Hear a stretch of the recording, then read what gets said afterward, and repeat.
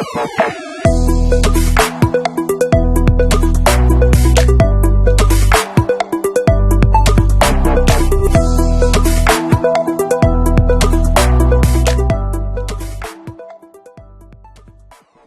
speaking to Atanu Guha, Executive Director of Concordia. Atanu Guha brings with him over 25 years of global senior management experience across North America, Middle East, Asia Pacific and Africa regions in real estate, construction, facilities management and sustainability sectors.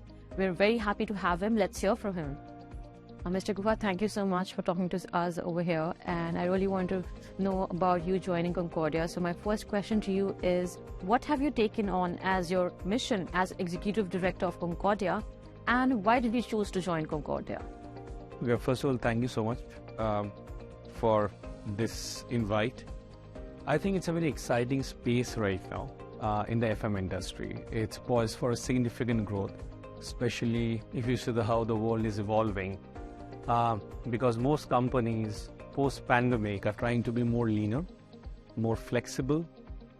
So it's today about hybrid work culture, where people have tasted the success of not being in a physical space, but still being able to deliver what their job objectives are.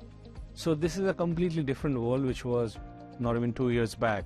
So I think for the FM industries to get into this phase is a very exciting phase, because the changes which is coming, the FM industry will be a major catalyst for this change and transform how this FM industry is going to evolve in the next few years. So I think a key thing is to take very bold steps, but at the same time let them be a pragmatic one, which has a positive impact both to the client and the occupier. So I think here a company like Concordia has a huge advantage, having been worked with the government closely, understanding the nuances of what the requirements are from a government perspective. So that makes Concordia as a front runner, I would say, in this evolving world. I think so far Concordia had a very conservative growth approach. I think this is where we can make a lot of impact, especially making absolute business sense for the shareholders of Concordia, and take it to the next level. So not only getting limited to a certain vector or a vertical, but grow exponentially in all facets where FM can touch, be it residential, be it corporate, be it industrial, and then not limiting yourself only to Dubai, but look at the larger GCC countries, look at where the growth evolution is happening as the world is getting smaller. So it's the right time to kind of increase your footprints all across. So I'm very excited. We have a great team, and I think we're poised for growth. So what do you see as the key differentiator in Concordia in this FM industry? As I said, the key differentiator here is because Concordia, have had a very conservative approach, we've kept our team pretty lean and nimble. And I see a lot of people in Concordia, especially the senior leadership, as well as the frontline workers, multitasked. So to give an example, I was kind of getting to know the team better, and I realized you have people from HR background into operations. Okay, so I think that adds a heady mix of the true talent, and in a lean organization, when you have a mix of people with different backgrounds, you are able to kind of reshape the organization very easily and so I think we are very flexible and nimble to the changes, because change is inevitable, that's constant in our life, in our workplace. And I think probably the right team structure where Concordia is very fast to make those changes and not go into a lot of red tape and bureaucratic hassles to kind of adapt to a changing industry requirement. Okay. You have a global perspective. You worked in multiple countries and in different built environments. Could you share with us some lessons that you've taken from all of these experiences? I think it's always been a learning experience, whichever part of the world you are in. First, I would say a great opportunity of meeting a cross-cultural and a diverse workforce. Okay, so what happens in Johannesburg does not happen in Melbourne, or what happens in Canada does not necessarily happen in India. So in terms of a same problem but has different solutions in different perspectives. So what does matter is a cultural environment, because at the end of the day, the world is about humans, right? About people. And people have different perspectives, which is formed by geography, religion, cultural aspects. So I think in the FM industry, while we talk about technology, while we talk about cutting edge technology, etc., but what we need to factor in is the human factor, because we deal with people at all times, and the idea is to touch lives in the simple task which we execute. So I think one of the biggest learning is to customize solutions for different needs of people, different geographics, different countries. A same problem in Japan have a different solution than the same problem emanating out of Dubai, because of the expectations, because how people are and how they perceive certain aspects. So it's always important for our industry people to be, stepping into the shoes of your client, clearly understanding what the requirement is or what the ask is, and then customizing a solution for them.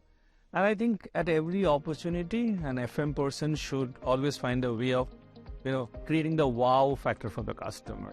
What would that simple thing make him or her smile, And that's something which we should do. We should focus on very simple things, attention to the basics. I think half of the problems are resolved that way. Thank you for bringing up people. My question to you about what was your most unexpected early learning when you came into the Middle East region, and where have you taken this lesson since? I think the first thing is the warmth and the heat. I just, when I moved in here from Canada, I came from white snow to yellow desert. So adapting to that sudden temperature change was an unique experience, I must say. But at the same time, that's also been a learning, because if you look at the equipment or the machinery which we manage, HVAC, our heating and ventilation and cooling, is the same machinery or the same brand which you have in Canada, which you have in Dubai. But your preventive maintenance, your reactive maintenance, etc., have a completely different domain and require different domain knowledge and experience because of the extreme temperature both the places bring. So while Canada, most of the Canada is a cold country, while Dubai is an extreme. But it is the same set of people who are technicians or mechanics or soft service people who are actually servicing the same equipment, the same brand, but under different perspectives, different climatic conditions. The regime is completely different. So I think the first learning for me has been to adapt to how this climate aspect has an impact on machinery and equipment what we manage. We moved from scheduled maintenance to predictive maintenance and then to intelligent maintenance. So where do you see the future of FM lies when it comes to maintenance? I think this question of yours probably needs to have a technological or technical answer. So as I said, the human factor is predominant and it's going to be there. But as you said, the regime changes which is happening in terms of maintenance. Today I think AI plays a major role in that. Because today almost all industries are moving into artificial intelligence, how it can shape and reshape our future together. So we talk about metaverse, we talk about various aspects today. So I think in metaverse today people are more attuned to seeing toys being used in metaverse. So this is a time where we use metaverse from toys to tools. So we use our human intelligence should be now augmented by artificial intelligence in helping us reshape the maintenance domain of equipment. Okay, we should exploit the metaverse, the AI to its fullest. As I said, from toys we should move into tools. Okay, how data analysis can be done by artificial intelligence to tell us what to do more, what to do less, what cost benefit it brings to the table for the client. Also keeping in mind, we need to also keep a clear aspect on climate change, right? I think the COP for this year is happening in Dubai. So that kind of puts a little more focus on the FM industries, that what are they doing their bit to address the climate change requirements, to adhere to low carbon footprint, zero emissions. Where are we heading? What kind of alternative means are we looking at to be a part and partner in this entire business of a better and a greener environment? So I think we have to use technology and the cutting edge technology, keeping in mind the cost aspect as well, that how it can better regulate our maintenance regime. Thank you for addressing those factors. So can you tell me how you're looking to place Concordia with these new tech and AI affecting the FM market? I think one aspect is, I would say it's a fine print between evolution and revolution. I think Concordia, at the stage where it is, it has to slowly move into more technology-driven, AI-driven technology aspects. We are already investing on technology. Also, it's an important aspect is upskilling your team members, because what you've learned, there are a few aspects which you have to unlearn once again and to learn the new regimes. So I think it's a journey, and we're taking baby steps, because what has to have is a clear balance between capital cost and what your service delivery is, how it impacts your clients, what kind of environment they are in, because you also have to kind of sync in with their requirements. You may have a mission, you may have a thought process, but it has to be attuned to what your customers want. Okay, you cannot go the whole hog where the customers want it to slow down a little bit. So I think each customer, each client would have a very specific requirement, and we have to kind of fit into that role. Concordia has to fit into that role to understand first what is their strategy in this changing environment and customize a solution for that. And that, of course, AI technology would play a major role. And as I said, it's evolving, so we need to evolve with time and the changes. But I think Concordia, the team, an excellent set of talented people, are ready to embrace that change. Thank you for mentioning COP28 as well, because we are hosting it later this year, this country is. So do you have any particular strategies or a 1-2 step that you've embarked on for Concordia in terms of increasing your sustainability in terms of operations? I think this will come with a lot of training and learning. So we are trying to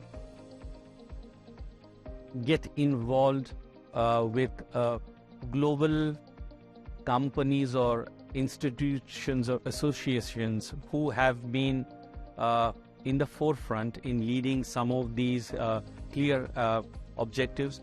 For example, ASHRAE, in terms of our HVAC, what kind of ASHRAE inspections can we incorporate in a client's requirement to cater for those changes, because everything has an environmental impact in what we do. Then tie-ups with a CoreNet or a IFMA or a RICS. So what we are trying to do right now is slowly get ourselves more engaged and involved with these institutions who are global leaders in these various aspects of whether it's a technological change or a new inspection benchmark, what are the latest FM attributes which you can bring. So what we're trying to do is slowly ensure that we get the right training materials from them, which helps the Concordia team upskill, learn more, and adapt to this changing environment. That was a great conversation. Thank you so much for talking to us, Mr. Guha. It was wonderful to have your perspective on our platform. Thank you, Manisha. Pleasure in all mine.